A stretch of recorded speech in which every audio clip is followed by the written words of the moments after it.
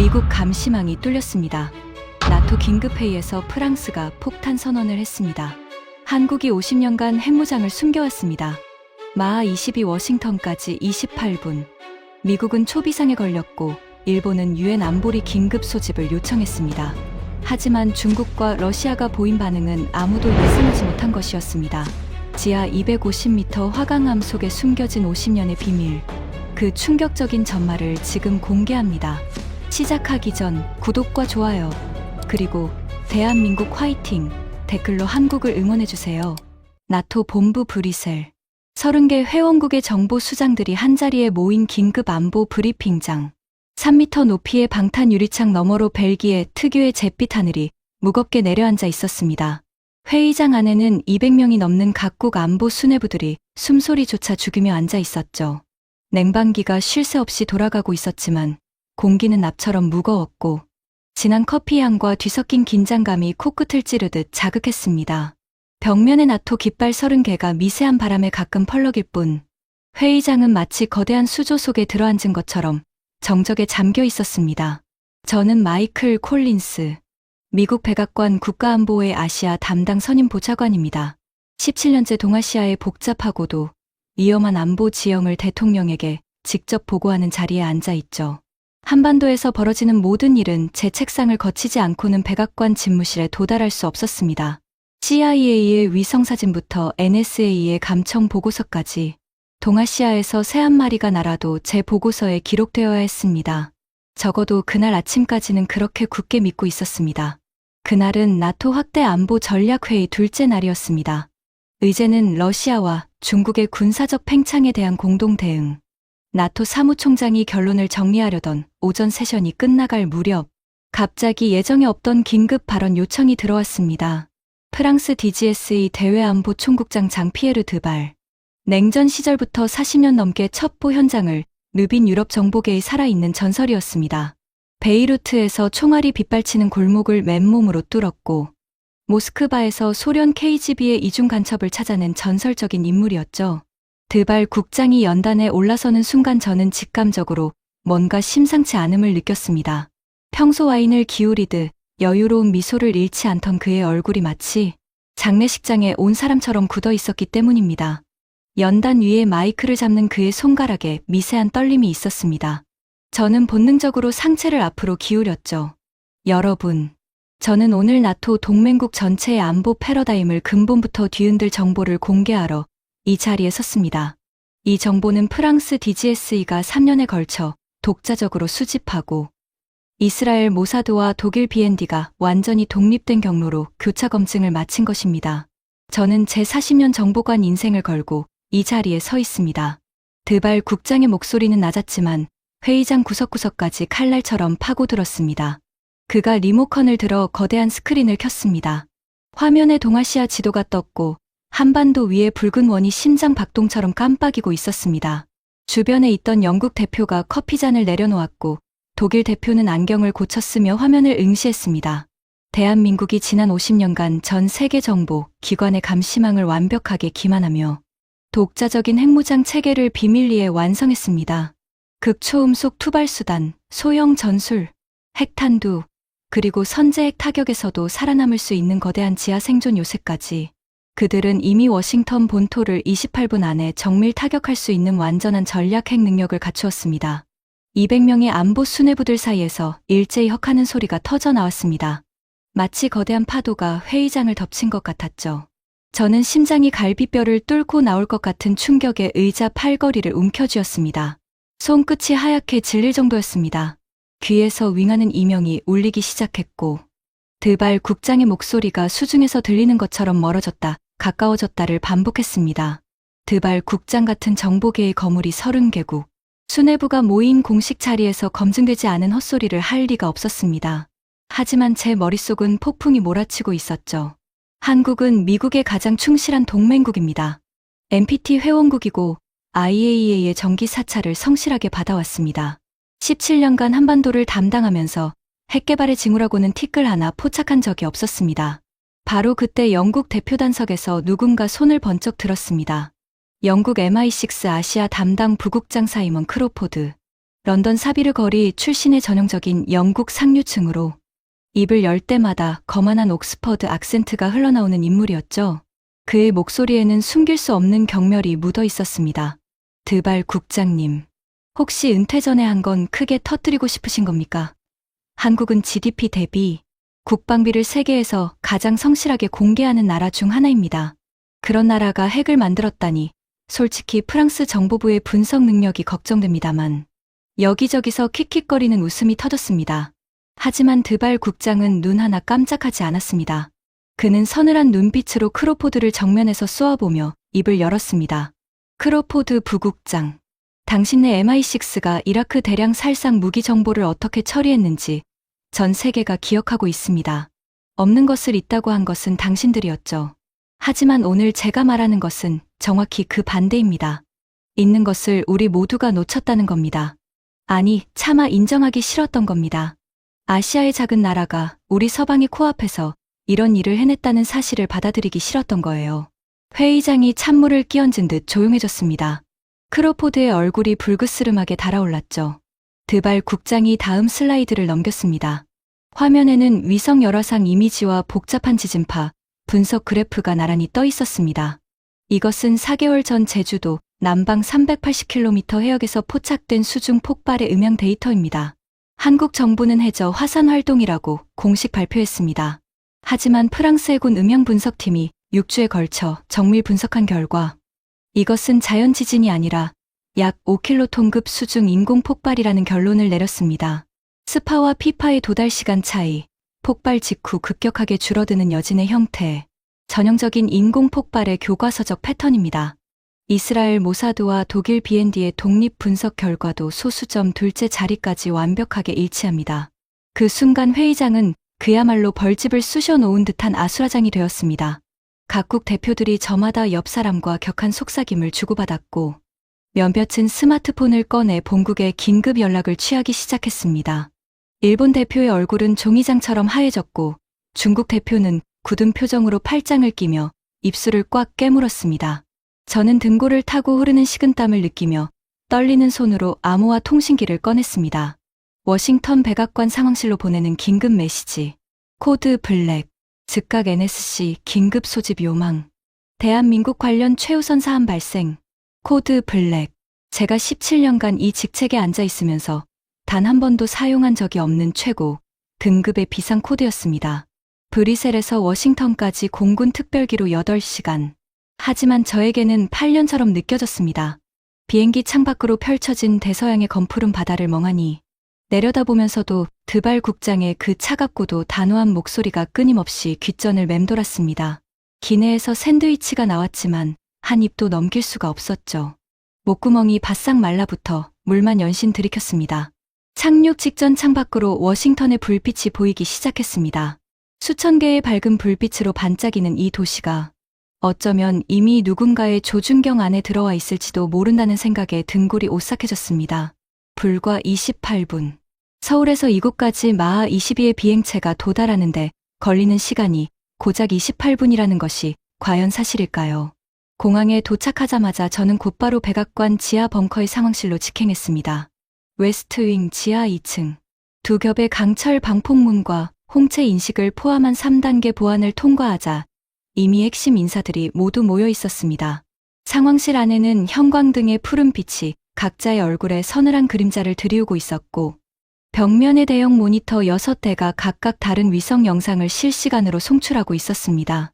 국가안보보좌관 로버트 캠벨, 환갑을 넘긴 백전노장으로 2차례의 전쟁을 지휘한 퇴역 대장 출신이었습니다. CIA 국장 패트리샤 웨인, 냉철한 분석력으로 정보계에서 아이스퀸이라는 별명을 가진 여성이었죠. 합참의장 제임스 파월 대장, 그리고 제가 이 자리에서 가장 마주치고 싶지 않았던 인물, 국방부 핵전략 담당 부차관보 리처드 헤이스팅스 3세가 테이블 맞은편에 팔짱을 끼고 앉아 있었습니다. 헤이스팅스, 그 이름만 들어도 워싱턴 정가에서는 고개를 절레절레 흔드는 사람들이 많았습니다. 하버드와 웨스트포인트를 졸업한 군사 엘리트, 할아버지는 태평양 전쟁에서 성조기를 꽂은 전쟁 영웅이었고 아버지는 국방부 차관을 지냈습니다. 3대에 걸친 군사 귀족 가문의 적자. 키 190cm에 항상 맞춤 정장을 입고 은퇴 안경. 너머로 세상을 내려다보는 그의 눈빛에는 언제나 자신이 이 방에서 가장 뛰어난 사람이라는 확신이 가득했습니다. 하지만 그의 진짜 문제는 골수까지 박혀있는 지독한 백인 우월의식이었습니다. 아시아 국가들을 미국의 시혜를 받아야 할 열등한 존재로 취급하는 것을 한 번도 숨긴 적이 없는 인물이었죠. 회의석에서 한국을 언급할 때면 늘 우리가 먹여 살린 나라라는 표현을 입에 달고 살았습니다. 콜린스 보좌관. 브뤼셀에서 날아온 보고를 직접 브리핑해 주시오. 캠벨 보좌관의 무거운 목소리가 상황실을 채웠습니다.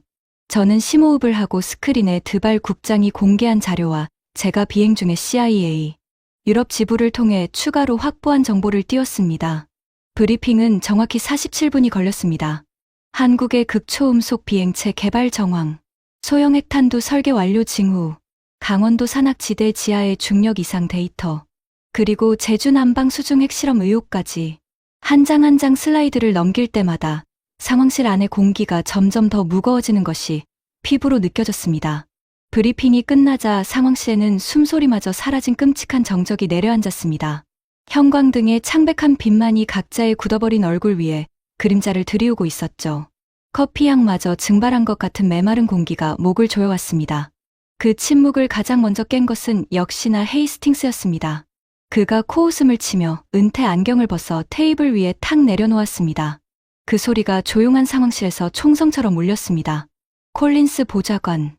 당신 지금 진지하게 이런 허접한 프랑스발 루머를 대통령 직보 라인에 올리겠다는 겁니까?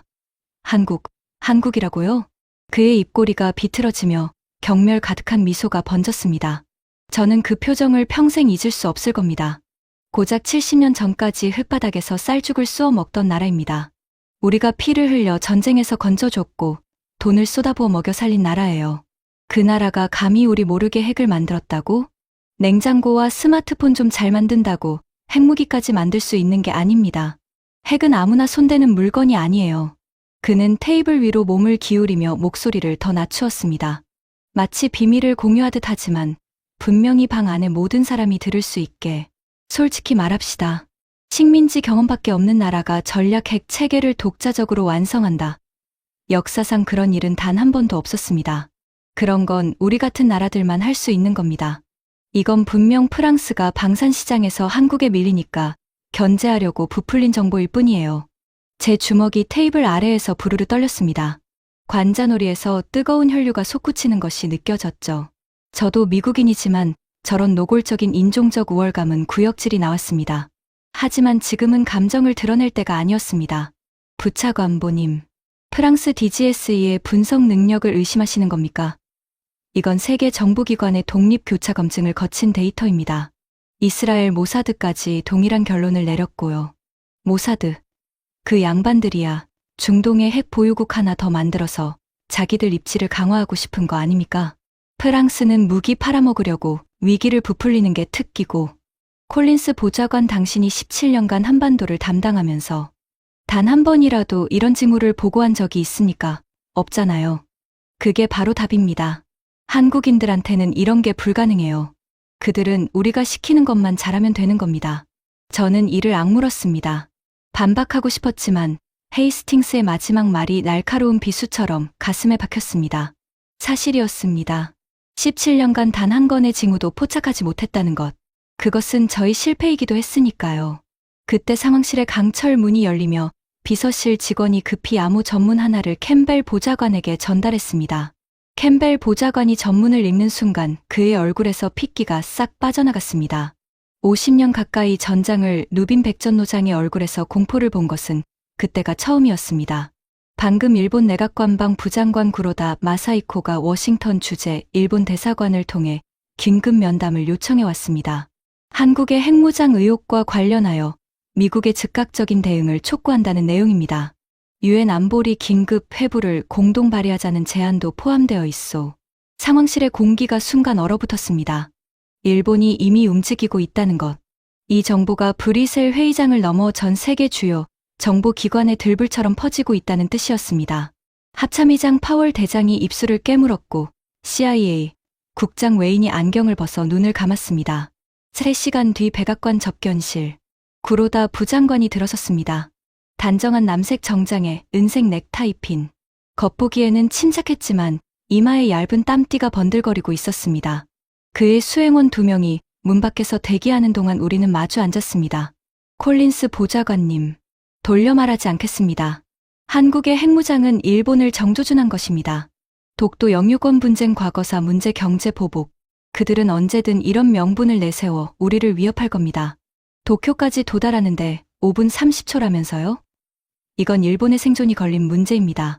구로다 부장관의 눈동자가 떨리고 있었습니다. 공포였죠. 하지만 그 공포 뒤에 숨겨진 계산도 저는 놓치지 않았습니다. 미국이 즉각 한국에 대한 포괄적 제재를 발동하고 유엔 안보리에 회부해 주십시오. 그것이 불가능하다면 최소한 일본의 독자적 억지력 확보에 대해 미국이 묵인해 주셔야 합니다. 그가 바짝 몸을 기울이며 목소리를 한층 낮추었습니다. 솔직히 한국 같은 나라에게 핵을 허용하면서 일본에게는 안 된다는 건 형평성에도 맞지 않습니다. 아시다시피 기술적으로 일본은 한국보다 훨씬 앞서 있었습니다. 핵물질도 충분히 보유하고 있고요. 한국이 했다면 우리도 당연히 할 수 있는 자격이 있는 겁니다. 한국 같은 나라, 자격, 그 표현들에서 저는 헤이스팅스와 같은 악취를 맡았습니다. 포장지만 다를 뿐 속에 든 것은 같은 오만이었죠.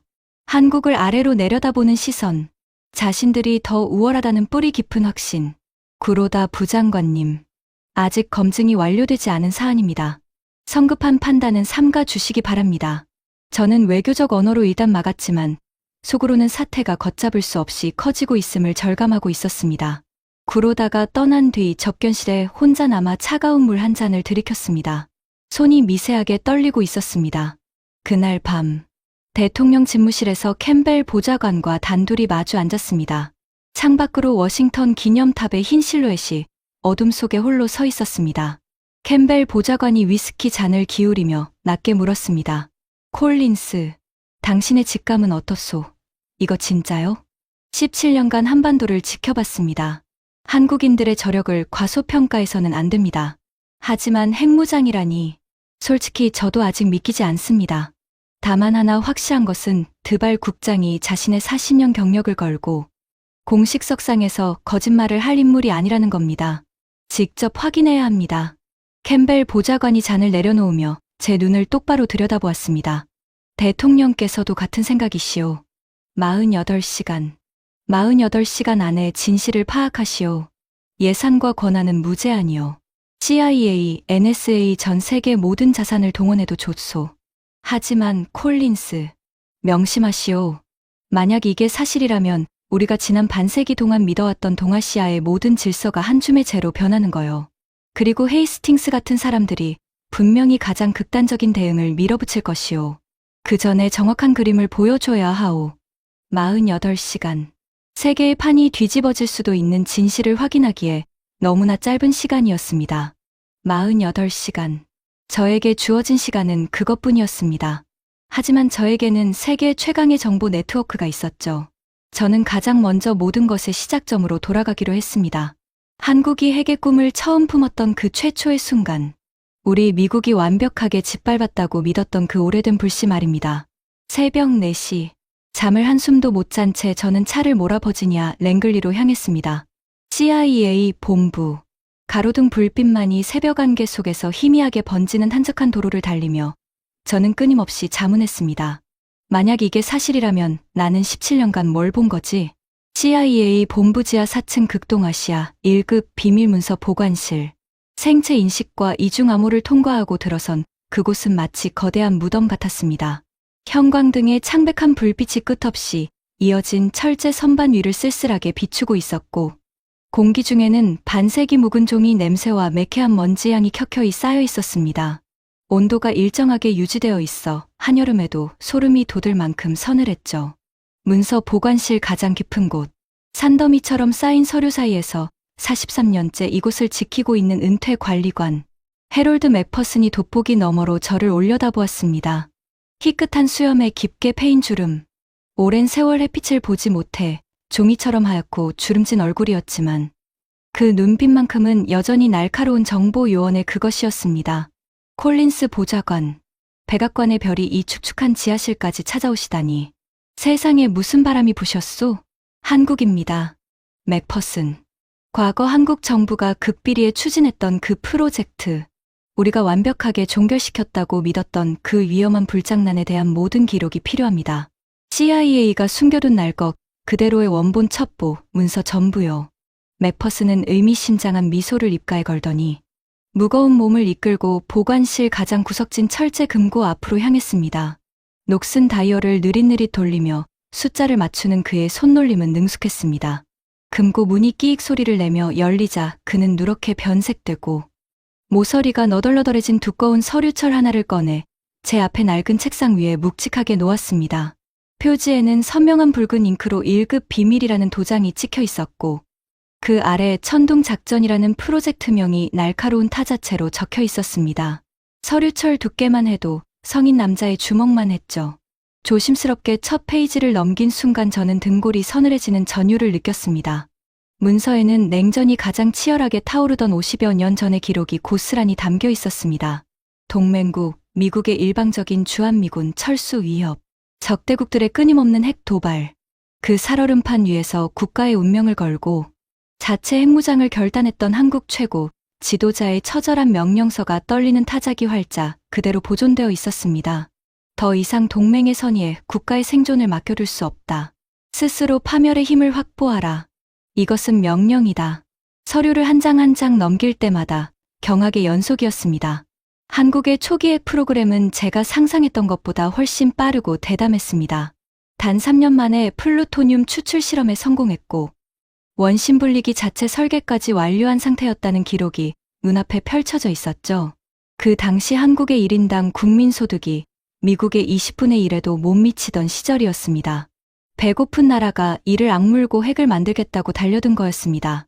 하지만 제가 진정으로 소름이 돋았던 부분은 그 다음 페이지에 등장한 한 장의 흑백 사진과 암호 전문이었습니다. 사진 속에는 강인한 턱선에 매서운 눈빛을 가진 중년의 한국인 사내가 서 있었습니다.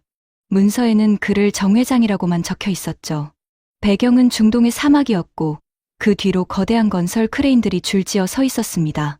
맥퍼슨이 책상 모서리에 앉으며 낮은 목소리로 설명을 시작했습니다. 이 인물이야말로 CIA가 완전히 놓쳤던 가장 치명적인 변수였습니다. 한국 정부는 공식적인 외교 채널이나 군사 루트를 단 한 번도 사용하지 않았어요. 대신 당시 한국 경제를 이끌던 재계의 거물을 어둠의 최전선에 투입했죠. 정 회장은 자신의 거대한 해외 건설 네트워크를 완벽한 위장막으로 활용했습니다. 문서를 더 깊이 파고들수록 드러나는 진실은 할리우드 첩보 영화도 상상하지 못할 수준이었습니다. 정 회장은 중동의 뜨거운 사막과 동남아시아의 습한 정글 속 건설 현장을 누비며 수천 명의 인부와 수만 톤의 자재가 오가는 거대한 물류 행렬 뒤에서 아무도 의심하지 못할 완벽한 우회 루트를 만들어냈습니다. 당시 비동맹 운동의 핵심 국가였던 유고슬라비아에 거액의 자금을 쏟아부어 우리 미국의 감시망이 절대 닿을 수 없는 완벽한 사각지대를 구축했죠. 유럽 전역에서 은밀하게 사들인 원심 분리기 부품과 핵 개발용 특수 장비들이 평범한 건설 자재로 위장되어 정 회장의 화물선을 타고 한국의 항구로 끊임없이 흘러 들어갔습니다. 국가를 위해 자신의 기업과 목숨을 모두 걸었던 한 남자의 지독한 담력 앞에서 우리 CIA의 촘촘한 감시망은 완벽한 장님이 되었던 겁니다. 맥퍼슨의 목소리에는 분함과 경외가 뒤섞인 묘한 감정이 묻어 있었습니다. 하지만 서류철의 마지막 장은 비극으로 끝나 있었습니다. 한국의 핵 개발 정황을 뒤늦게 포착한 미국 행정부의 피말리는 압박, 경제 원조 중단 위협과 주한미군 철수 카드, 그리고 어느 가을밤 벌어진 한국 최고 지도자의 갑작스러운 죽음. 천둥작전은 영구 종결됨이라는 서울 지국장의 차가운 최종 보고서가 서류철의 끝을 장식하고 있었습니다. 저는 서류철을 덮으며 깊은 한숨을 내쉬었습니다. 50년 전에 완전히 끝난 이야기 아닌가. 하지만 그 순간 맥퍼슨이 차가운 손으로 제 손목을 움켜잡았습니다. 뼈마디가 앙상한 그의 소나귀에 놀라울 만큼 강한 힘이 실려 있었습니다. 보좌관님, 당신은 정말로 이 서류의 마지막 장처럼 그 지독한 한국인들이 모든 것을 순순히 포기하고 꼬리를 내렸을 거라고 생각하십니까? 그의 눈빛이 형광등 불빛 아래서 기이하게 번쩍였습니다. 세상에서 가장 무서운 것은 불태울 수 있는 서류나 부숴버릴 수 있는 원심 분리기가 아닙니다. 한 번 이를 악물고 스스로 일어서겠다고 맹세한 과학자들의 머릿속에 각인된 지식, 그리고 두 번 다시 강대국의 체스판 위에서 짓밟히지 않겠다고 피눈물을 흘리며 다짐한 그 처절한 의지입니다. 불태워 없앨 수 없는 것. 바로 그것이 진짜 무기예요. 맥퍼슨이 금고 깊은 곳에서 또 하나의 서류 뭉치를 꺼내 제 가슴팍에 밀어냈습니다. 천둥작전 종결 이후 20여 년에 걸쳐 간헐적으로 작성된 파편화된 감시 보고서들이었습니다. 대부분 등급이 낮아 당시 분석관들이 심각하게 받아들이지 않았던 조각 정보들이었죠. 그들은 프로젝트를 멈춘 게 아닙니다. 완전히 땅속으로 숨었을 뿐이에요. 가장 평화롭고 일상적인 얼굴을 하고서 말이죠. 겉으로는 전력을 생산하는 원자력 발전소의 불빛 아래에서 핵분열의 데이터를 쌓아 올렸고, 상업용 위성을 우주로 보낸다는 발사체의 하얀 연기 속에서 대륙을 넘나드는 탄도, 미사일의 궤적을 계산해냈습니다. 정권이 바뀌고 시대가 달라져도 낮에는 민간 연구소에서 평범한 과학자로 살던 사람들이 밤이면 이름 없는 지하 시설에 모여 보이지 않는 바통을 조용히 이어받아 왔던 겁니다. 50년 동안 말입니다. 머릿속에서 거대한 폭발음이 울리는 것 같았습니다. 브뤼셀에서 드발 국장이 투하한 폭탄 선언이 이제야 완벽하고 선명한 악몽으로 모습을 드러내고 있었습니다. 50년. 반세기 동안 강대국들이 한국을 충실한 동맹이자 통제 가능한 얌전한 파트너라고 착각하며 축배를 들고 있을 때 그들은 단 한순간도 칼을 가는 것을 멈추지 않았습니다. 정 회장이 목숨을 걸고 피워낸 작은 불씨를 겹겹의 위장막 속에 숨기고 50년에 걸쳐 거대한 불기둥으로 키워낸 것입니다. 저는 떨리는 손으로 마지막 보고서의 첫 페이지를 응시했습니다. 만약 그들이 50년이라는 상상을 초월하는 세월 동안 세 세대에 걸쳐 뼈를 깎는 인내로 완성해낸 것이 정말로 존재한다면 그것은 단순한 무기가 아닐 겁니다. 세계의 질서를 한 번에 뒤집어 버릴 감히 우리 미국조차 손대지 못할 절대적인 괴물일 것이 틀림없었습니다. 더 이상 워싱턴의 낡은 지하실에 앉아 있을 시간이 없었습니다. 그들이 완성한 파멸의 실체, 지금 이 순간에도 워싱턴의 심장을 겨냥하고 있을지 모를 그 숨겨진 괴물의 정체를 제 두 눈과 귀로 직접 확인해야만 했습니다. 저는 자리에서 벌떡 일어났습니다. 다음 목적지는 백악관도 펜타곤도 아니었습니다. 50년의 비밀을 품고 있는 땅, 대한민국을 향해 당장 날아가야 했습니다. 시계를 봤습니다. 48시간 중 이미 14시간이 지나 있었습니다. CIA 지하 문서고의 차갑고 매캐한 공기를 뒤로 한 채 저는 곧바로 버지니아를 떠나 한국행 특별기에 몸을 실었습니다. 14시간의 긴 비행. 기내에서 맥퍼슨이 건네준 파편화된 감시 보고서들을 한 장 한 장 넘기며 퍼즐 조각을 맞춰 나갔습니다. 보고서의 행간에서 익히는 것은 한 가지. 한국이라는 나라 전체가 하나의 거대한 위장막이었다는 끔찍한 가능성. 인천국제공항에 도착했을 때 창밖으로 내려다 보이는 대한민국의 수도. 서울은 수천만 개의 화려한 불빛으로 찬란하게 빛나고 있었습니다. 70여 년 전 모든 것이 잿더미로 변했던 폐허의 땅. 하지만 지금 제 눈앞에 펼쳐진 저 거대하고 눈부신 도시의 발밑, 깊숙한 곳에 우리 미국 정보계가 상상조차 하지 못한 파멸적인 괴물의 심장이 고요하게 뛰고 있을지도 모른다는 생각에 손끝이 저려왔습니다. 제가 향한 곳은 미군 기지가 자리 잡고 있는 경기도 평택이었습니다. 하지만 목적지는 삼엄한 경비가 펼쳐진 미군 부대가 아니었습니다. 부대에서 차로 20분 거리에 있는 구도심이 외진 골목, 낡고 빛바랜 간판이 아슬아슬하게 매달려 있는 허름한 옛날식 다방이었습니다.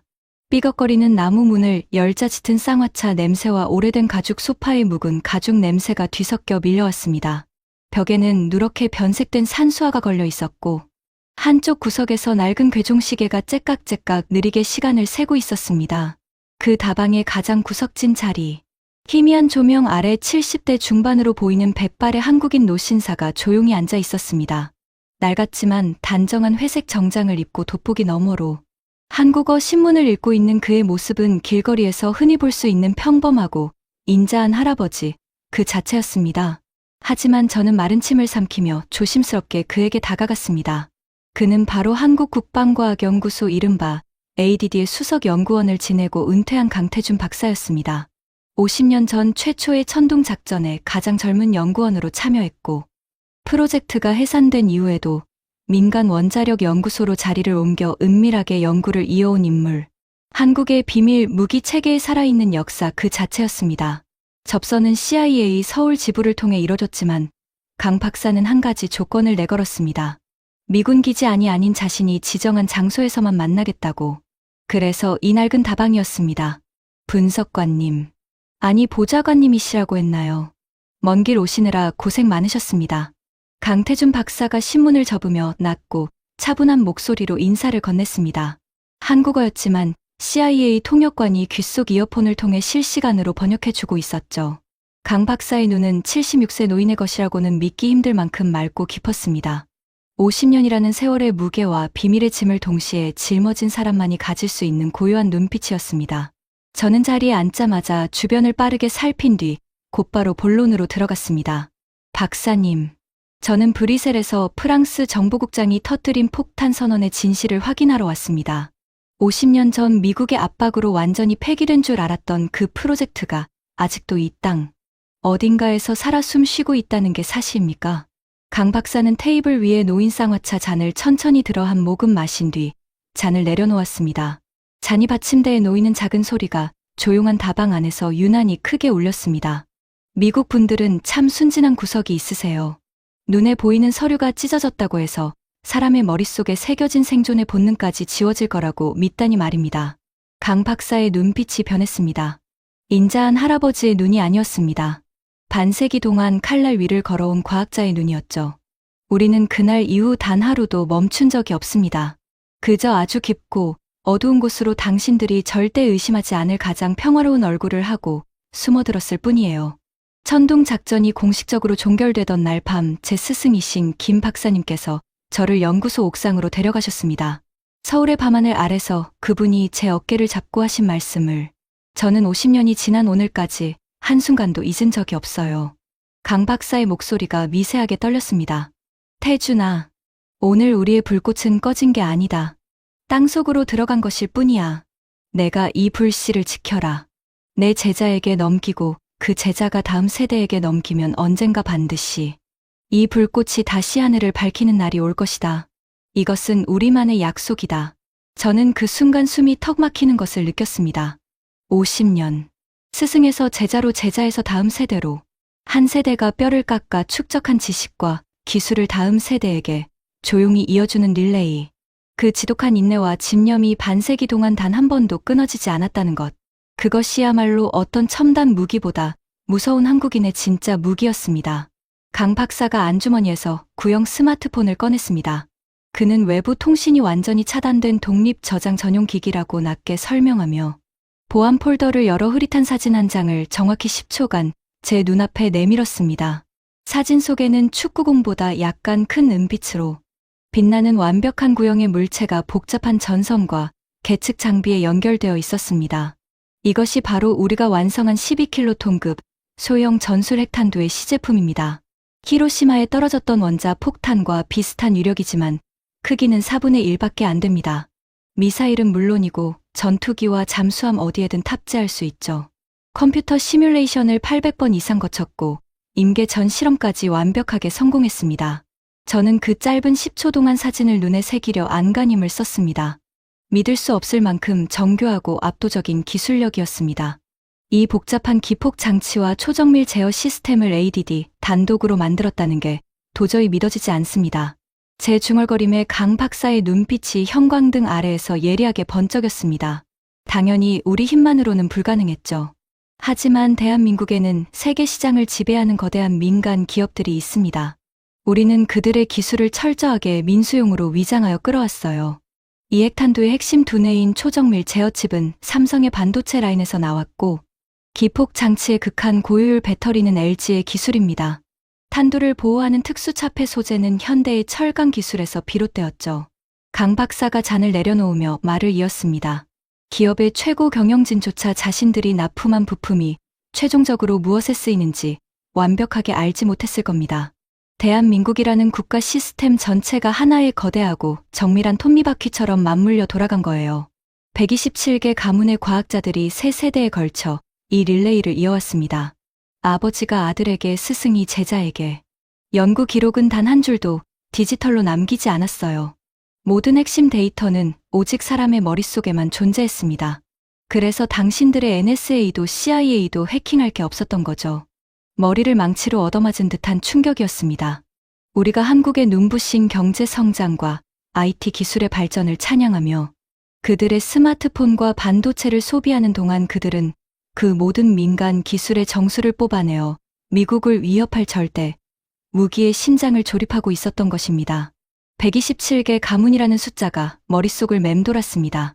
한 가문당 2명만 잡아도 250명이 넘는 과학자들이 반세기 동안 비밀을 지키며 바통을 넘겨온 셈이었습니다. 하지만 핵물질은 어떻게 확보한 겁니까? 아무리 기술이 있어도 무기급 핵물질 없이는 핵탄두를 만들 수 없습니다. 한국의 원전은 IAEA의 정기 사찰을 받고 있지 않습니까?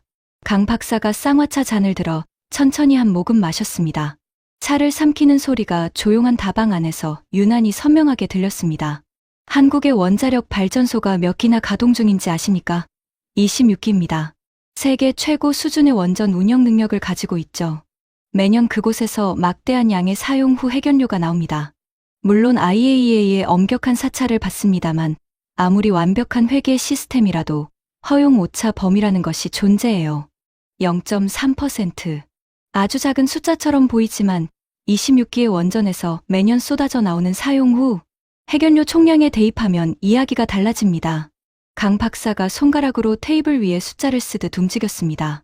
그 0.3%의 오차 범위 안에서 15년 동안 아주 조금씩 합법적인 오차라는 가면을 쓰고 플루토늄을 빼돌렸습니다. IAEA 사찰관들의 눈앞에서 당당하게 말이에요. 한 해에 빼돌린 양은 티끌 같았지만 15년을 모으면 핵탄두 수십 발을 만들고도 남는 양이 됩니다. 사찰관들은 오차 범위 내에 있으니 서류의 정상이라고 도장을 찍었고요. 그리고 농축은 더 대담했습니다. 대전의 민간 연구단지 지하 200m.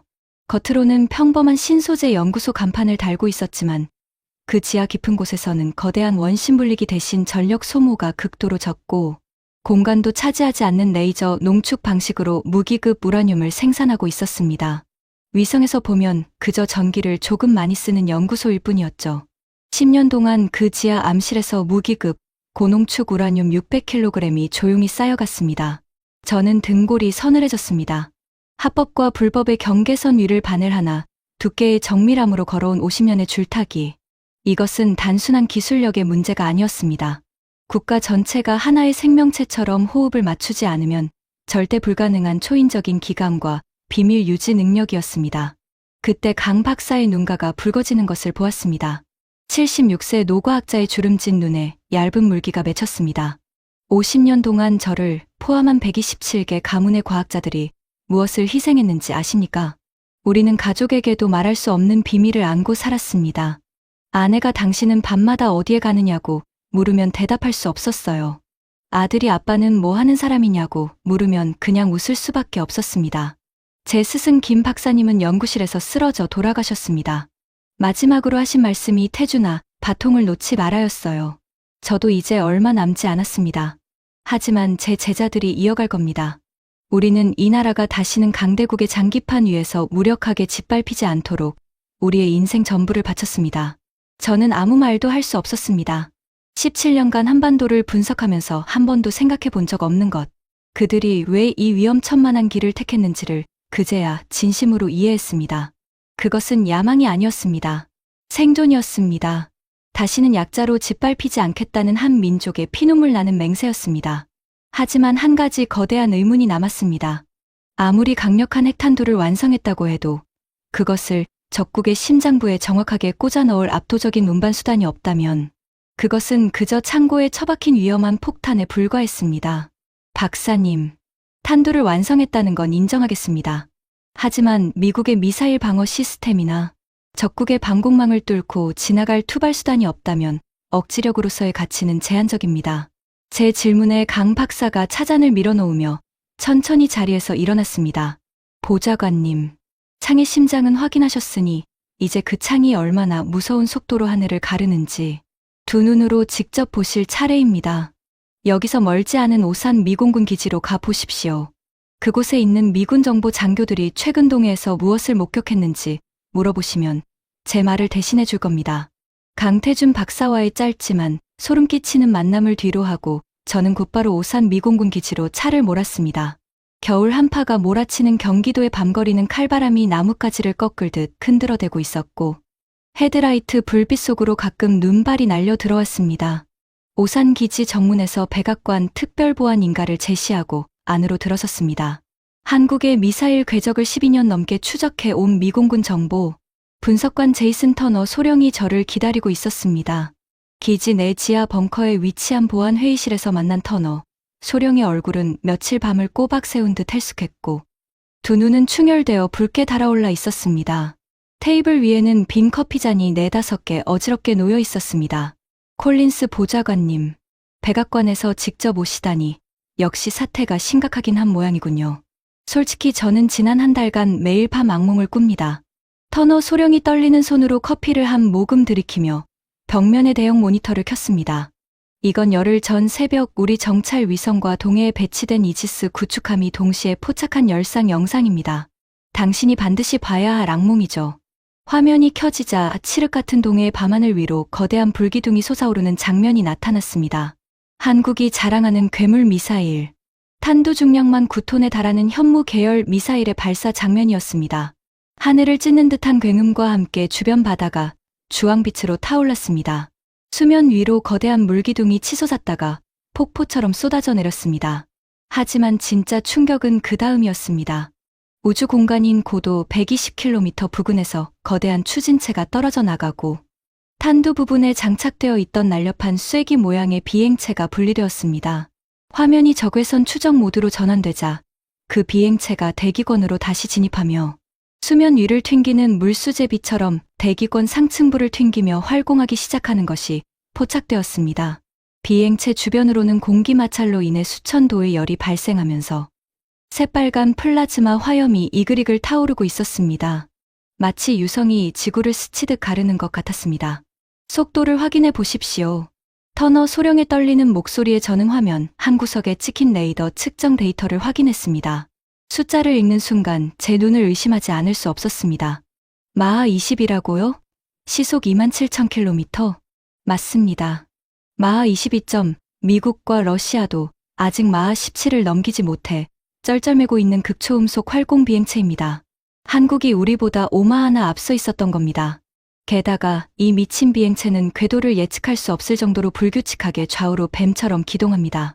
우리 미국의 사드나 패트리엇 같은 요격 미사일은 추적 자체가 불가능해요. 레이더에 잡히는 순간 이미 수백 킬로미터를 지나가 버리니까요. 현존하는 지구상 어떤 방어 체계로도 이걸 막을 수 없습니다. 터너 소령이 키보드를 두드리자 한국에서 발사된 극초음속 비행체가 각국의 수도에 도달하는 시뮬레이션 지도가 화면에 펼쳐졌습니다. 붉은 선이 서울에서 뻗어나가 세계 지도 위에 거미줄처럼 퍼졌습니다. 베이징까지 7분, 도쿄까지 5분 30초, 블라디보스토크까지 12분. 만약 궤도를 수정해 태평양을 건넌다면 괌까지 18분, 하와이까지 22분 안에 초토화시킬 수 있습니다. 그리고 워싱턴까지 28분입니다. 터너 소령이 의자 등받이에 몸을 기대며 천장을 올려다보았습니다. 그의 눈가에 짙은 다크서클이 드리워져 있었습니다. 만약 열흘 전 저 비행체 안에 12킬로톤짜리 진짜 핵탄두가 들어있었다고 상상해 보십시오. 우리 미 본토 방어 시스템은 탐지조차 못한 채 워싱턴이 불바다가 되는 겁니다. 28분이요. 대통령이 상황실로 내려가기도 전에 모든 게 끝나는 시간입니다. 숨이 턱 막혔습니다. 하지만 한 가지 풀리지 않는 의문이 있었습니다. 도대체 어떻게 이런 오버 테크놀로지를 독자적으로 완성할 수 있었단 말입니까? 마하 20이면 비행체 표면 온도가 섭씨 3500도까지 올라갑니다. 내부의 전자장비나 탄두가 녹아내릴 텐데 그걸 어떻게 견딘 겁니까? 터너 소령이 화면을 전환하며 기술 분석 슬라이드를 띄웠습니다. 우리 기술 분석팀이 3주 동안 잠을 포기하고 역추적한 결과입니다. 답은 세라믹 복합 소재 기술이에요. 한국은 세계 최고의 반도체와 디스플레이 공정을 30년 넘게 운영하면서 극한의 열을 제어하고 차단하는 소재 기술을 확보하고 있었습니다. 반도체 제조에 쓰이는 초고온 챔버 기술이 미사일 탄두의 열 차폐로 둔갑한 겁니다. 터너 소령이 손가락을 들어 두 번째 포인트를 짚었습니다. 거기에 인공지능이 더해졌습니다. 마하 20이라는 미친 속도에서는 인간이 절대로 조종할 수 없어요. 방대한 비행 데이터를 학습한 AI 소프트웨어가 초당 수백 번씩 대기 마찰과 풍속을 실시간 계산하며 스스로 비행 경로를 수정하는 겁니다. 한국이 세계 최정상급 AI 기술력을 갖추고 있다는 건 모두가 아는 사실이지 않습니까? 군사 기술이 아니라 민간 시장에서 피 터지게 경쟁하며 쌓아올린 상업 기술이 가장 치명적인 무기로 둔갑한 거예요. 삼성의 반도체가 핵탄두의 두뇌가 되고 네이버의 AI 기술이 미사일의 눈이 된 겁니다. 화면 속에서 새빨간 궤적을 그리며 날아가는 마하 22의 비행체를 바라보며 저는 전신에 소름이 돋는 것을 느꼈습니다. 한국은 강대국들이 눈치채지 못하도록 몰래 무기를 개발한 것이 아니었습니다. 그들은 국가 전체를 거대한 무기 공장으로 설계해 두었던 겁니다. 일상의 편리함을 위해 만들어진 민간 기술들이 언제든 버튼 하나만 누르면 파멸의 창으로 변할 수 있도록 50년 동안 치밀하게 밑그림을 그려왔던 것이죠. 시계를 봤습니다. 48시간 중 이미 26시간이 지나 있었습니다. 하지만 아직 확인해야 할 것이 산더미처럼 남아 있었습니다. 완벽한 창을 확인했다면 이제 그들이 숨겨둔 방패를 찾아야 했습니다. 아무리 날카로운 창이라도 적의 선제 공격에 부서져 버린다면 무용지물이니까요. 하지만 그 전에 확인해야 할 것이 하나 더 있었습니다. 공격뿐 아니라 방어 체계, 날아오는 적의 미사일을 격추하는 요격 시스템이었습니다. 터너 소령이 화면을 전환하며 또 다른 기술 분석 자료를 띄웠습니다. 한 가지 더 보셔야 할 게 있습니다. 한국이 만든 건 창만이 아닙니다. 미국의 사드 시스템을 뛰어넘는 다층 미사일 방어망도 완성했거든요. 미국의 사드를 뛰어넘는다고요? 사드는 현존 최고의 요격 시스템입니다. 터너 소령이 쓴웃음을 지었습니다. 그게 바로 우리가 충격받은 이유입니다. 한국이 엘셈이라고 부르는 이 다층 방어망의 핵심은 인공지능입니다. 사드는 날아오는 적 미사일을 쫓아가서 맞추는 방식이죠. 하지만 엘셈은 다릅니다. 적의 탄도 미사일이 발사되는 순간 슈퍼컴퓨터가 초당 수십만 개의 변수를 계산해서 그 미사일이 도달할 미래의 위치를 예측합니다. 그리고 엘셈의 요격 미사일은 사드보다 훨씬 높은 고도 150km 우주 공간으로 먼저 날아가 마치 길목을 지키는 저격수처럼 적의 미사일을 기다렸다가 산산조각냅니다. 만약 고도 150km에서 첫 요격에 실패하면요. 걱정 마십시오. 엘셈이 실패하면 그 아래 고도에서 천궁세 시스템이 두 번째 그물을 던집니다. 그것마저 뚫리면 지표면에서 40km 상공에서 패트리엇이 마지막 숨통을 끊죠. 하나의 적 미사일에 3발에서 5발의 요격 미사일이 다층적으로 덤벼드는 완벽한 죽음의 그물망입니다. 최근 비밀리에 진행된 실전 테스트에서 마하 15호로 낙하하는 모의 탄두를 명중률 97%로 격추했습니다. 97%. 미국의 사드도 달성하지 못한 수치였습니다. 공격용 마하 22 극초음속 미사일의 방어용 AI 다층 요격망까지. 한국은 대한민국이라는 좁은 땅덩어리 위에 미국과 러시아조차 완성하지 못한 궁극의 공수 밸런스를 구축해 놓은 것이었습니다. 오산 기지의 차가운 밤바람을 맞으며 벙커를 걸어 나오는 순간 저는 확신했습니다. 한국인들처럼 생존에 지독하게 집착하고 수천 년의 외세 침략 속에서도 기어이 살아남은 민족이 공격용 창만 벼려두었을 리 없다고. 그들은 적의 선제핵 타격을 맞고도 절대 죽지 않고 살아남아 기어이 반격의 버튼을 누를 수 있는 무언가를 반드시 어딘가 깊은 곳에 숨겨두었을 것입니다. 한국에 주둔 중인 미군 공병대 소속의 위성 지형 분석가 마크 샌더슨을 은밀하게 만났습니다. 그는 28년 넘게 한반도의 지형 변화를 우주에서 내려다본 지질 분석의 스페셜리스트였습니다.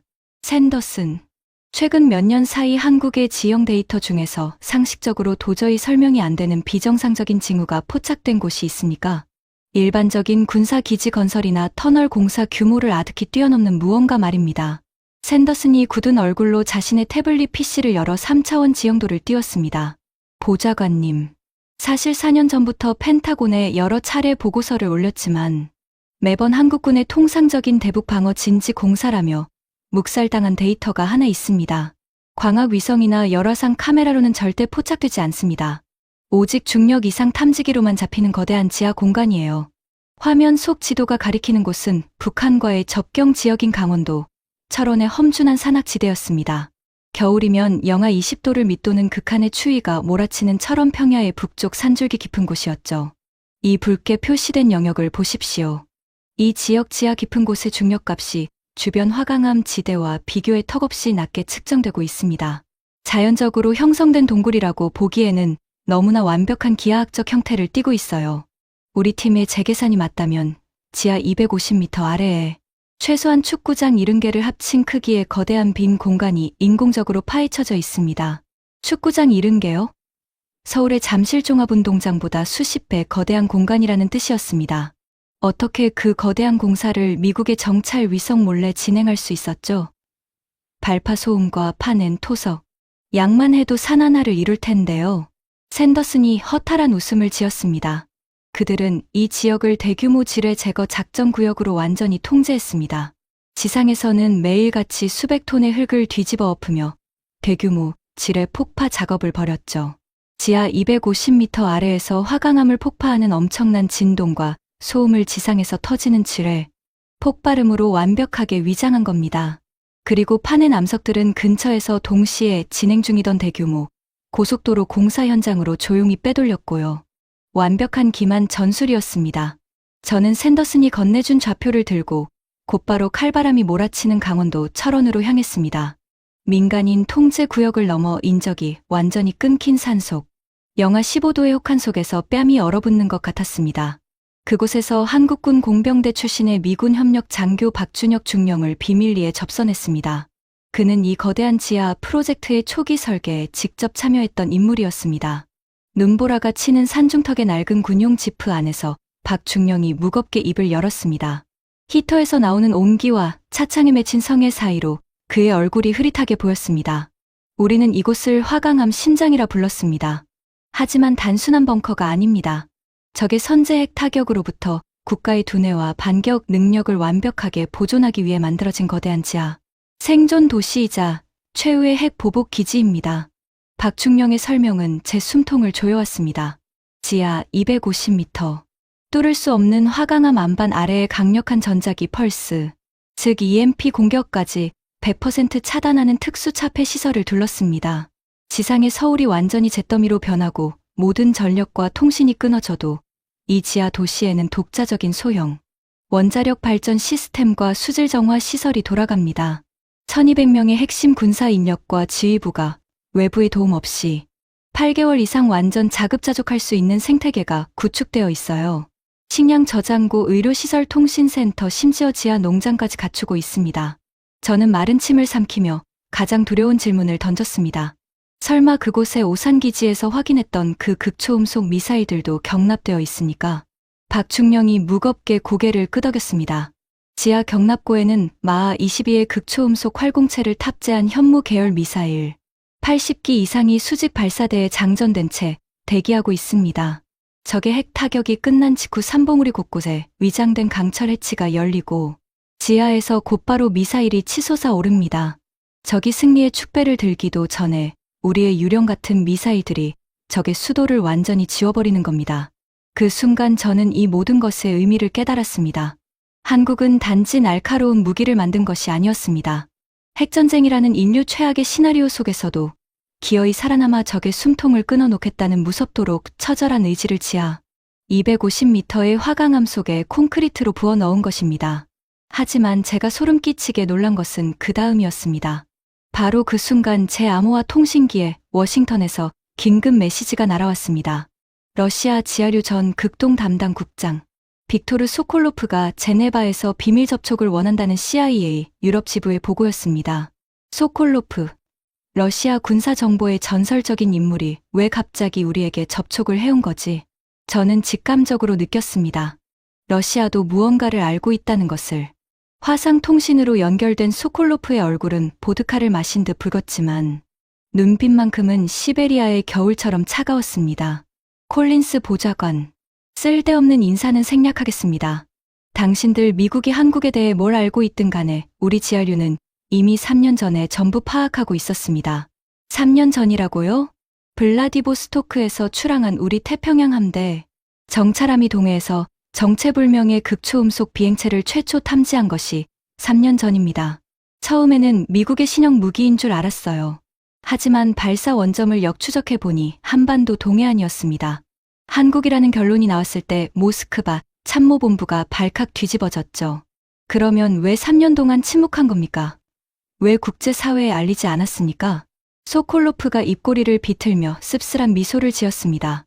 당신들 미국이 실패한 마하 20 이상의 극초음속 기술을 한국이 독자적으로 완성했다는 사실이 공개되면 어떻게 되겠습니까? 전 세계가 한국 기술을 사겠다고 줄을 설 겁니다. 러시아의 극초음속 무기 시장이 한순간에 무너지죠. 차라리 덮어두는 게 우리에게도 이득이었습니다. 하지만 프랑스 놈이 브뤼셀에서 터뜨려버렸으니 이제 카드를 재편해야 하는 상황이 된 거죠. 소콜로프는 화면 너머로 한 장의 위성사진을 보여주었습니다. 강원도 산악지대의 적외선 영상이었습니다. 이것은 우리 정찰 위성이 올해 초 촬영한 영상입니다. 한국의 산악지대 곳곳에서 비정상적인 열원이 감지되고 있어요. 지표면에서는 아무것도 보이지 않지만 지하 깊은 곳에서 무언가가 엄청난 에너지를 내뿜고 있는 겁니다. 철원만이 아닙니다. 계룡산 인근 그리고 제주도 한라산 지하에서도 동일한 패턴이 감지되었습니다. 한국은 한 곳이 아니라 최소한 3곳 이상의 지하 요새를 건설해 놓은 겁니다. 3곳 이상. 저는 깊은 절망감마저 느꼈습니다. 미국이 자랑하는 벙커버스터 폭탄을 수백 발 퍼부어도 지하 250m. 화강암 아래 웅크린 이 요새들을 완벽하게 파괴할 방법은 지구상에 존재하지 않았습니다. 러시아까지 이미 한국의 비밀을 알고 있었다는 사실에 저는 머리가 터질 것 같았습니다. 하지만 더 큰 충격이 기다리고 있었습니다. 한국에서의 조사를 마치고 워싱턴으로 복귀하는 기내에서 CIA 중동 지부로부터 긴급 보고가 날아왔습니다. 사우디아라비아 왕실에서 흘러나온 극비 문서. 사우디 국방장관 특사 압둘라 빈 파이살이 6개월 전 서울을 급히 방문하여 한국 국방부 최고위층과 밀담을 나눈 기록이었습니다. 이 밀서를 입수한 경로 자체가 소설 같았습니다. 사우디 왕실 내부의 권력 투쟁 과정에서 반대파가 왕세자를 견제하기 위해 의도적으로 CIA 리야드 지부에 흘린 것이었습니다. 문서의 아랍어 원문을 CIA 번역팀이 밤새 해독한 결과 그 내용은 상상을 초월했습니다. 사우디 왕실이 한국에게 해구산을 요청한 것이었습니다. 이란의 핵 위협이 갈수록 거세지는 상황에서 미국의 중동 개입 의지가 약해지고 있다고 판단한 사우디가 새로운 안보 파트너를 찾아 나선 것이었죠. 그 대가로 향후 30년간 120억 달러 규모의 에너지 안보 협력, 자금 제공과 한국 방산 무기의 중동 독점 수입을 약속한 미략이 상세하게 적혀 있었습니다. 심지어 사우디 동부 지역의 한국군 해외 기지를 허용하겠다는 조항까지 포함되어 있었습니다. 세계 최대 산유국이 미국이 아닌 한국에게 해구산을 요청했다. 이건 단순한 군사 문제를 넘어 미국이 70년 동안 피와 달러를 쏟아부어 구축한 중동 패권 자체가 밑바닥부터 흔들리는 것을 의미했습니다. 한국이라는 나라가 미국의 그늘에서 벗어나 독자적인 글로벌 안보 제공자로 부상하고 있다는 결정적인 증거였죠. 워싱턴에 도착하자마자 저는 CIA 국장 웨인에게 사우디 밀서를 보고했습니다. 웨인 국장의 얼굴이 돌처럼 굳었습니다. 사우디가 우리를 버리고 한국에게 갔다고? 이건 트럼프 행정부 이후 최악의 중동 외교 위기야. 이 정보가 의회에 알려지면 난리가 납니다. 하지만 사태는 더 꼬여갔습니다. 일본의 구로다 부장관이 다시 움직이기 시작한 겁니다. 그는 브뤼셀에서의 폭로를 근거로 유엔 안보리 긴급회의 소집을 공식 요청했습니다. 한국의 NPT 위반을 규탄하고 포괄적 제재를 부과하자는 내용이었죠. 구로다의 속셈은 누가 봐도 뻔했습니다. 한국에 제재를 가하면서 동시에 일본의 독자적 핵무장에 대한 국제적 정당성을 확보하려는 이중 전략이었습니다. 그는 워싱턴의 일본 로비스트들을 총동원해 미 의회 국방위원회 핵심 의원들에게 접촉하고 있었습니다. 한국의 핵은 위험하지만 일본의 핵은 안전하다는 프레임을 짜고 있었던 거죠. 하지만 구로다의 유엔 안보리 시도는 예상치 못한 곳에서 벽에 부딪혔습니다.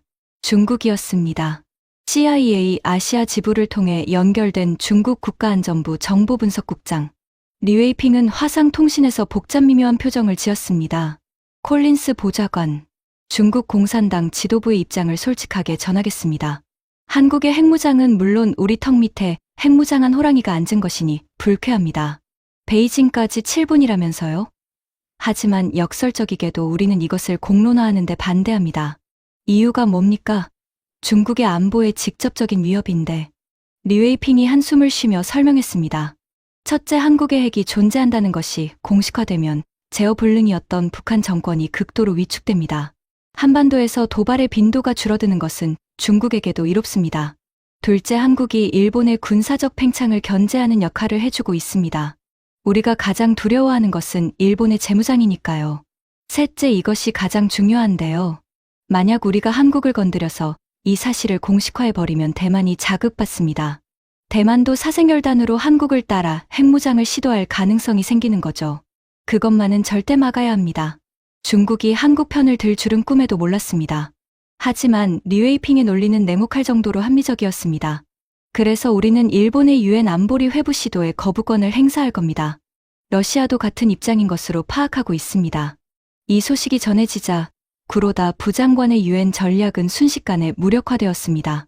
안보리 상임이사국 5개국 중 중국과 러시아가 동시에 거부권을 행사하겠다고 선언한 이상 결의안 채택은 물리적으로 불가능해진 것입니다. 구로다는 격분했습니다.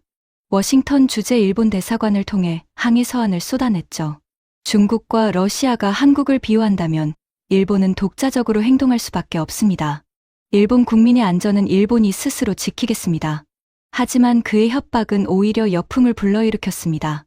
일본 내부에서조차 우익 매체를 제외한 주요 언론들이 한국을 자극하는 것은 위험하다며 구로다를 맹렬하게 비판하기 시작했습니다. 도쿄의 한 주요 일간지는 일면 사설에서 이렇게 썼습니다. 5분 30초면 도쿄가 지도에서 사라질 수 있는 현실에서 한국을 도발하는 것은 자살행위다. 구로다 부장관의 외교는 일본을 벼랑 끝으로 내몰고 있다고. 더 치명적인 것은 일본 방위성 내부에서 터진 반란이었습니다. 방위성 정보분석관들이 자체적으로 작성한 시뮬레이션 보고서가 유출된 겁니다. 한국의 마하-22 극초음속 비행체를 일본 자위대의 이지스함과 패트리엇 시스템을 전부 가동해도 요격 성공률이 8% 미만이라는 결론이었습니다. 사실상 방어가 불가능하다는 뜻이었죠. 보고서의 마지막 페이지에는 이런 문장이 적혀 있었습니다. 현 시점에서 일본이 택할 수 있는 가장 현명한 전략은 한국을 자극하지 않는 것이다. 우리는 이미 인질이 되었다. 구로다 부장관은 점점 고립되어 갔습니다. 그가 믿었던 한국을 깔보는 국제 질서는 이미 새로운 현실 앞에서 조각조각 부서지고 있었습니다. 한국의 창과 방패를 두 눈으로 확인하고 주변국들의 속내까지 파악한 뒤에도 제 머릿속을 떠나지 않는 마지막 의문이 하나 있었습니다. 바로 실전 테스트였습니다. 아무리 컴퓨터 시뮬레이션을 800번 돌리고 인공지능이 계산을 마쳤다 한들 진짜 핵폭발을 일으켜보지 않고서는 그 무기의 신뢰성을 100% 장담할 수 없는 법이니까요. 하지만 이 좁은 한반도에서 전 세계의 지진계와 정찰, 위성의 눈을 피해 핵실험을 숨긴다는 것은 물리적으로 불가능에 가까운 일이었습니다. 해답을 찾기 위해 태평양을 건너 하와이 진주만에 위치한 미해군 태평양함대 음영 분석 센터로 향했습니다.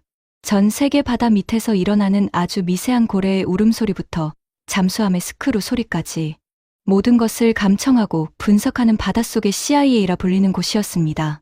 그곳의 최고 책임자인 해군 정보부 소속 앤드루 월시 중령이 굳은 얼굴로 저를 맞이했습니다. 콜린스 보좌관님, 당신이 무엇을 찾고 있는지 압니다. 우리도 제주도 남방 수백 킬로미터 해역에서 벌어진 기괴한 현상 때문에 석 달째 밤잠을 설치고 있었으니까요. 월시 중령이 두꺼운 방음문을 닫으며 메인 콘솔의 스피커를 켰습니다. 잘 들어보십시오. 이것이 당시 우리의 저 감시망에 포착된 소리입니다. 스피커에서는 깊고 묵직한 파열음이 흘러나왔습니다. 마치 바다 밑바닥이 통째로 쪼개지는 듯한 기괴하고 둔탁한 진동. 그 소리가 상황실 벽면을 타고 울릴 때 저는 본능적으로 몸이 움츠러드는 것을 느꼈습니다. 한국 정부는 이것을 해저 화산 활동으로 인한 진도 4.1의 자연 지진이라고 공식 발표했습니다. 미 지질 조사국도 처음에는 그런 줄 알았죠. 하지만 이 파형을 보십시오. 월시 중령이 모니터에 파란색과 빨간색의 복잡한 그래프를 띄웠습니다. 이건 자연적인 화산 폭발이나 지진파가 아닙니다. P파와 S파의 도달 시간 차이, 그리고 폭발 직후 급격하게 줄어드는 여진의 형태. 이것은 전형적인 아주 교과서적인 수중 인공 폭발입니다. 위력은 약 5킬로톤. 히로시마 폭탄의 3분의 1 수준이죠. 저는 숨을 죽인 채 화면을 응시했습니다. 설마 한국이 바닷속에서 몰래 핵실험을 했다는 겁니까? 방사능 수치는요? 아무리 깊은 바다라도 방사능 유출을 완벽하게 숨길 수는 없을 텐데요. 월시 중령이 위성 지도를 띄웠습니다. 폭발 직후 인근을 순항 중이던 우리 해군 버지니아급 공격 핵잠수함이 해당 해역의 바닷물을 채취했습니다.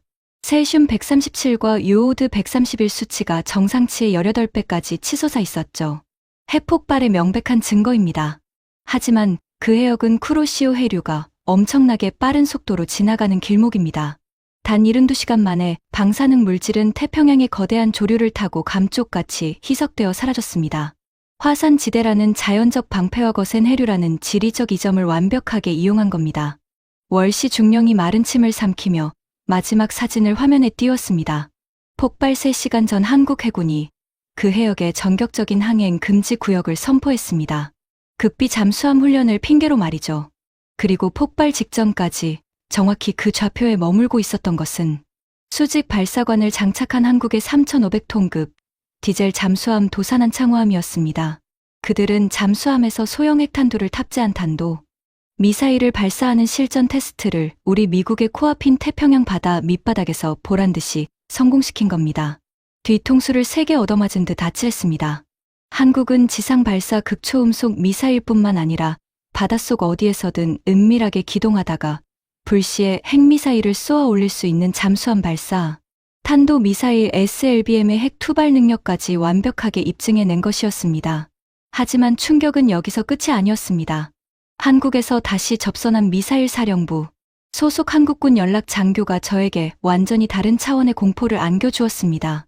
경기도 포천의 거대한 포병 훈련장, 귀를 찢는 듯한 굉음과 함께 훈련장의 흙먼지가 하늘을 뒤덮고 있었습니다. 지휘 통제실의 두꺼운 방탄 유리 너머로 훈련을 지켜보는 동안 한국군 장교가 설명했습니다. 보좌관님, 전략 핵무기라는 것은 사실 정치인들의 억지력일 뿐 실제 전장에서 쏘기에는 부담이 너무 큽니다. 쏘는 순간 전면적인 세계 대전이니까요. 한국군이 진짜 두려워하는 것은 수백만 명의 적 지상군이 휴전선을 밀고 내려오는 압도적인 물량전입니다. 우리는 그 끔찍한 물량을 단숨에 증발시킬 실제 전장에서 쓸 수 있는 실용적인 무기가 필요했습니다. 그가 훈련장 한가운데를 질주하는 거대한 궤도, 차량을 가리켰습니다. 저것이 한국 육군의 차세대 자주포 K9A3입니다. 그냥 재래식 대포 아닙니까? 폴란드에도 수출되는 평범한 자주포로 알고 있는데요. 장교가 낮게 웃으며 고개를 저었습니다. 겉보기엔 그렇죠. 하지만 한국군에 배치된 K9A3의 포시는 수출형과 완전히 다릅니다. 특수 강화 합금으로 제작되어 일반 포탄의 3배에 달하는 압력을 견딥니다. 이유가 뭔지 아십니까? 반도체 기술로 만든 초소형 기폭 장치를 이용해 0.7킬로톤급 초소형 전술, 핵탄두를 축구공만 한 크기의 포탄 안에 집어넣었기 때문입니다. 대포로 핵폭탄을 쏜다고요? 그렇습니다. 사거리 55km, 오차 범위 10m 이내, 저 무거운 쇠덩어리가 시속 45km로 험지를 달리면서 기동 중에 멈추지 않고 분당 10발의 전술 핵포탄을 쏟아낼 수 있습니다. 1분이면 0.7킬로톤 곱하기 10발 총 7킬로톤의 핵폭발을 적진 한복판에 쏟아붓는 거예요. 적의 대규모 기갑사단 하나가 30초 만에 흔적도 없이 증발합니다. 쏘고 난 뒤 적이 위치를 파악하기도 전에 저 괴물은 이미 수킬로미터를 도주해버리죠. 장교는 멈추지 않았습니다. 태블릿을 열어 이번에는 수십 개의 발사관이 달린 다연장 로켓 차량의 사진을 보여주었습니다. 천무 다연장 로켓입니다. 한 대당 40발의 로켓을 동시에 발사합니다. 한국 포병 여단이 보유한 수백 대의 천무가 일제히 하늘을 향해 불을 뿜는다고 상상해 보십시오. 로켓 한 발당 0.3킬로톤의 소형 핵탄두가 들어갑니다. 스위치 한 번에 수천 발의 핵 로켓이 적진 전체를 동시에 타격합니다. 지휘 통제실의 유리창이 자주포의 포성에 맞춰 거칠게 흔들렸습니다. 저는 다리에 힘이 풀려 의자에 주저앉았습니다. 히로시마의 비극을 능가하는 파괴력이 평범한 대포와 트럭의 탈을 쓰고 한국의 산하 곳곳에 수천 문이 실전 배치되어 있었던 겁니다. 더 이상 의심할 여지가 없었습니다. 대한민국은 미국의 감시망을 기만하는 것을 넘어 군사 기술의 패러다임 자체를 뒤바꿔 놓은 괴물로 진화해 있었습니다. 전략핵과 전술핵을 모두 아우르는 완벽한 공수체계, 핵전쟁에서도 살아남는 지하 생존 도시, 바다 밑에서도 핵미사일을 쏘는 잠수함, 그리고 대포와 로켓으로 핵탄두를 쏟아붓는 재래식 무기의 핵 전환까지 워싱턴으로 복귀하기 직전 마지막으로 독일 BND 동아시아 과장 카타리나 밀러로부터 기술 검증 결과가 도착했습니다. 밀러는 독일 연방물리공학 연구소와 공동으로 한국의 핵 관련 기술 수준을 2개월에 걸쳐 분석한 인물이었습니다. 콜린스 보좌관, 결론부터 말씀드리겠습니다. 한국의 기술은 진짜입니다. 우리 독일 연구팀이 역추적한 결과 한국이 보유한 레이저, 우라늄 농축 기술은 현재 미국, 리버모어 연구소의 기술 수준과 동급이거나 일부 영역에서는 앞서 있습니다. 반도체 초미세 공정에서 쌓아올린 레이저 정밀 제어 기술이 그대로 핵물질 농축에 전용된 겁니다. 솔직히 우리 독일 과학자들도 감탄했습니다. 민간 기술을 이렇게 우아하게 군사용으로 전환한 사례는 인류 역사상 처음입니다. 모든 퍼즐 조각이 맞춰졌습니다. 프랑스 DGSE의 폭로, 이스라엘 모사드의 확인, 독일 BND의 기술 검증, 러시아 지하류의 독립 탐지, 중국 국가안전부의 묵인, 사우디 왕실의 해구산 요청, 이 모든 것이 하나의 거대한 방향을 가리키고 있었습니다. 대한민국은 50년의 침묵 끝에 세계 질서를 뒤흔들 완벽한 핵 강국으로 부상했다는 사실을 포천 훈련장을 나서며 차가운 겨울 바람을 맞았습니다. 하늘에는 별이 총총하게 박혀 있었습니다. 저는 문득 강태준 박사의 마지막 말이 떠올랐습니다. 우리는 이 나라가 다시는 강대국의 장기판 위에서 무력하게 짓밟히지 않도록 인생 전부를 바쳤습니다. 그 76세 노과학자의 떨리는 목소리가 찬바람 속에서 다시 귓전을 맴돌았습니다. 이 모든 진실이 백악관 대통령의 책상 위에 올라갔을 때 과연 미국은 이 통제불능의 새로운 핵강국을 어떻게 마주해야 할까요? 시계를 봤습니다. 48시간이 거의 다 되어 가고 있었습니다. 이제 워싱턴으로 돌아가 대통령에게 보고할 시간이었습니다. 그리고 그곳에서 저를 기다리고 있는 것은 헤이스팅스와의 최종 대결이었습니다. 동아시아의 지갑판을 뒤흔든 모든 증거를 서류 가방 하나에 담아 저는 워싱턴의 백악관으로 돌아왔습니다. 48시간 시한의 마지막 2시간.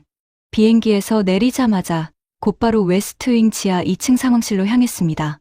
강철 방폭문이 무겁게 열리는 순간 이미 모든 사람이 모여 있었습니다. 캠벨 국가안보보좌관이 테이블 상석에 앉아 있었고 그 옆으로 CIA 국장 웨인 합참의장 파월 대장이 나란히 자리했습니다.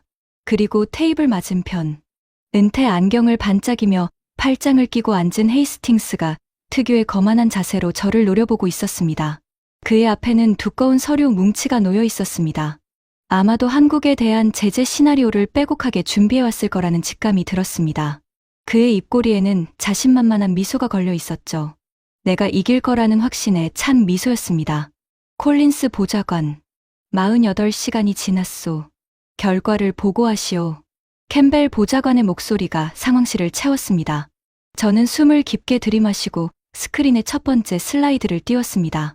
장관님 그리고 국장님, 제가 지난 48시간 동안 추적한 대한민국의 극비 프로젝트 최종 브리핑을 시작하겠습니다. 결론부터 말씀드리겠습니다. 브뤼셀에서 프랑스 정보국장이 투하한 폭탄 선언은 과장된 루머가 아니라 뼛속까지 서늘한 현실이었습니다. 화면에 CIA 지하 문서고에서 발굴한 50년 전 천둥 작전 문건부터 평택의 낡은 다방에서 확인한 12킬로톤급 소형 핵탄두 증거, 오산 기지에서 촬영된 마하 22 극초음속 비행체 영상 철원, 지하 250m의 화강암 생존 요새 중력 데이터 하와이 태평양 함대에서 조차 검증한 제주 남방 수중, 핵실험 음향 분석까지 쉼없이 쏟아냈습니다. 그리고 마지막으로 사우디 왕실의 밀서까지. 브리핑은 1시간 12분이 걸렸습니다. 상황실에는 숨소리마저 사라진 끔찍한 정적이 내려앉았습니다. 합참의장 파월 대장의 얼굴이 돌처럼 굳었고 CIA 국장 웨인이 안경을 벗어 눈을 감았습니다. 한국은 마하 22로 대기권을 찍고 날아오르는 극초음속 활공체를 완성했고 미국의 사대를 뛰어넘는 인공지능 기반 다층 방어망 LSAM을 실전 배치했습니다. 적의 선제 핵 타격을 맞고도 8개월을 버틸 수 있는 지하 250m의 화강암 생존 요새를 최소 3곳 이상 건설했으며 잠수함에서 핵탄도 미사일을 발사하는 실전 테스트까지 성공시켰습니다. 재래식 자주포와 다연장 로켓에서 전술 핵탄두를 쏟아붓는 능력도 갖추었고요. 이 모든 것을 프랑스 DGSE, 이스라엘 모사드, 독일 BND, 러시아 지하류, 그리고 중국 국가안전부가 각각 독립적으로 확인했습니다. 한국은 이제 완벽한 창과 방패를 모두 갖춘 세계에서 가장 치명적인 비대칭, 핵전력 국가입니다. 정적을 깬 것은 역시 헤이스팅스였습니다. 그가 테이블을 주먹으로 콱 내리치며 자리에서 벌떡 일어났습니다. 그의 얼굴은 분노로 시뻘겋게 달아올라 있었습니다. 이건 미국에 대한 명백한 배신이자 세계 질서에 대한 정면 도전입니다. 당장 조치를 취해야 합니다. 한국의 달러 결제망을 차단하십시오. 원유 수입 루트를 봉쇄하고 항공 및 해상 물류를 틀어막으십시오. 반도체 핵심 장비 수출을 전면 금지하고 SWIFT에서 퇴출시키십시오. 아무리 한국이라도 6개월이면 두 손 들고 백기를 올릴 겁니다. 우리가 누군지 당장 보여줘야 합니다. 헤이스팅스가 준비해온 두꺼운 서류 뭉치를 테이블 위에 탁 내던졌습니다. 포괄적 경제 제재 시나리오라는 제목이 표지에 찍혀 있었습니다. 그리고 이건 내 개인적인 의견이지만 솔직히 말하겠습니다. 우리가 피를 흘려 지켜준 나라가 우리 등 뒤에서 핵을 만들었다. 고작 반도체와 김치나 팔던 나라가 미국의 코를 납작하게 만들었다고? 이건 기술력의 문제가 아니라 배은망덕의 문제입니다. 우리는 이런 배신에 강력하게 응징해야 합니다. 그래야 다른 동맹국들도 감히 미국을 속일 생각을 못합니다. 배은망덕, 응징, 감히. 그의 입에서 쏟아지는 단어 하나하나가 저희 관자놀이를 때렸습니다. 하지만 이번에는 참지 않았습니다. 이번에는 저도 일어섰습니다. 부차관보님, 현실을 똑바로 보십시오. 제 목소리가 상황실에 울려 퍼졌습니다. 헤이스팅스의 눈이 동그래졌습니다. 17년간 이 방에서 항상 조용하고 신중했던 콜린스가 처음으로 목소리를 높인 것이었으니까요. 당신이 지금 제안한 제재안, 달러 결제망 차단과 SWIFT 퇴출을 실행하면 어떤 일이 벌어지는지 말씀드리겠습니다. 한국은 세계 반도체 메모리의 63%를 공급합니다. 한국의 반도체 수출이 멈추는 순간 실리콘밸리의 서버팜이 한 달 안에 멈춰섭니다. 애플은 아이폰을 만들 수 없고 테슬라는 자동차를 굴릴 수 없습니다. 월스트리트가 무너지고 나스닥이 폭락합니다. 당신이 한국을 제재하는 게 아니라 미국 경제를 자폭시키는 겁니다. 헤이스팅스의 얼굴이 굳었습니다. 하지만 저는 멈추지 않았습니다. 그뿐만이 아닙니다. 한국은 세계 배터리 시장의 40%를 장악하고 있습니다. 세계 조선 수주의 절반이 한국입니다. 전 세계 디스플레이 핵심 소재의 70%가 한국에서 나옵니다. 한국을 경제적으로 고립시키면 글로벌 공급망 전체가 6개월 안에 마비됩니다. 미국이 한국을 제재하는 게 아니라 미국이 한국과 함께 자멸하는 겁니다. 저는 스크린에 마지막 슬라이드를 띄웠습니다. 사우디 밀서의 핵심 내용이었습니다. 그리고 이것을 보십시오. 사우디 왕실이 이미 한국에게 해구산을 요청했습니다. 120억 달러를 들고 한국의 문을 두드린 겁니다. 우리가 한국을 제재하면 한국은 중동 산유국들과 러시아를 등에 업고 반서방 에너지 동맹을 결성할 겁니다. 우리가 70년간 피와 달러를 쏟아부어 만든 중동 패권이 하루아침에 무너지는 겁니다. 부차관보님이 제안하신 제재는 한국을 굴복시키는 게 아니라 미국의 글로벌 패권을 자폭시키는 자충수입니다. 상황실이 쥐죽은 듯 고요해졌습니다. 헤이스팅스의 얼굴이 하얗게 질렸습니다. 그의 입술이 바르르 떨렸지만 반박의 말이 나오지 않았습니다. 은퇴 안경 너머 그의 눈동자가 불안하게 흔들리고 있었죠. 처음이었습니다. 이 방에서 헤이스팅스가 입을 다문 것은. 하지만 저희 마지막 일격이 남아 있었습니다. 그리고 부차관보님, 한 가지만 더 말씀드리겠습니다. 당신은 아까 한국을 먹여 살린 나라라고 하셨죠. 배은망덕이라고도 하셨습니다. 하지만 제가 48시간 동안 확인한 진실은 정반대입니다. 우리가 먹여 살린 게 아닙니다. 우리가 버리려 했던 겁니다. 스크린에 50년 전 천둥작전 문서의 핵심 페이지를 띄웠습니다. 50년 전 미국 행정부가 주한미군 철수를 무기로 한국의 목줄을 쥐고 흔들었을 때 한국인들은 깨달았습니다. 미국조차 온전히 믿을 수 없다고요. 그때부터 그들은 스스로 살아남을 힘을 만들기 시작했습니다. 127개 가문의 과학자들이 세 세대에 걸쳐 인생 전부를 바쳤습니다. 가족에게도 말할 수 없는 비밀을 안고 연구실에서 쓰러져 죽은 사람도 있습니다. 이것은 배신이 아닙니다. 생존입니다. 다시는 강대국의 체스판 위에서 짓밟히지 않겠다는 한 민족의 처절한 선택이었습니다. 상황실에 무거운 침묵이 흘렀습니다. 캠벨 보좌관의 눈가가 미세하게 떨렸습니다. CIA 국장 웨인이 천천히 고개를 끄덕였습니다. 헤이스팅스가 마지막 안간힘을 썼습니다. 그래서 뭘 어쩌자는 겁니까? 핵을 가진 한국을 그냥 놔두자고요? 그건 미국의 위신을 바닥으로 떨어뜨리는 겁니다. 저는 차분하게 대답했습니다. 위신이요? 부차관보님. 제가 48시간 동안 만난 사람들의 목록을 말씀드리겠습니다. 프랑스 DGSE 국장은 이미 알고 있었습니다. 이스라엘 모사드는 5년 전부터 파악하고 있었습니다. 독일 BND는 기술 검증까지 끝냈습니다. 러시아 지하류는 3년 전에 탐지했습니다. 중국 국가안전부는 알면서도 묵인하기로 결정했습니다. 사우디 왕실은 이미 한국에게 해구산을 요청했습니다. 부차관보님.